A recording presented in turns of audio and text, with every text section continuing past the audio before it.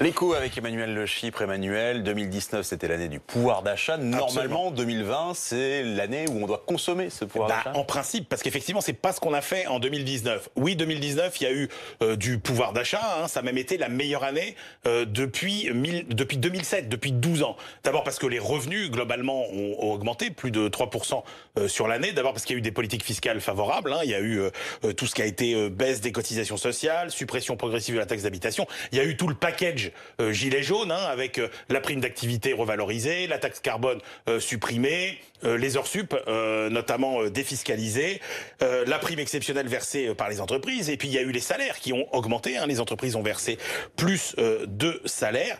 Une fois que vous avez déduit de tout ça une inflation relativement faible, vous avez une progression du pouvoir d'achat par Français, parce que c'est ça qui compte au final, plus que globalement pour l'ensemble de la famille France, qui a été de plus d'1,5%, c'est du jamais vu, donc depuis 12 ans. Il y a eu les créations d'emplois aussi extrêmement nombreuses, donc tout ça a alimenté le pouvoir d'achat. Il y a du grain à moudre, comme disait l'ancien patron de FO, André Bergeron. Le problème, c'est qu'il n'a pas été moulu, puisque la consommation a augmenté 2 fois moins vite que le pouvoir d'achat. Alors pourquoi ils sont restés si prudents, les Français? Alors il faut rappeler que le début 2019 a été marqué par le mouvement des Gilets jaunes, et on sait que un climat social tendu, ça agit comme un coupe-faim pour la consommation. Ça a été aussi la première année du prélèvement à la source, qui a quand même chamboulé le calendrier financier des Français. Ils savaient pas trop à quoi s'attendre, donc ils ont été assez prudents. Et puis il y a eu, rappelez-vous, toutes ces suggestions intempestives de nouveaux impôts par des ministres, par des députés, qui ont considérablement stressé les Français, comme la réforme de l'indemnisation du chômage, qui a été qui va pénaliser les plus défavorisés, donc qui est anxiogène,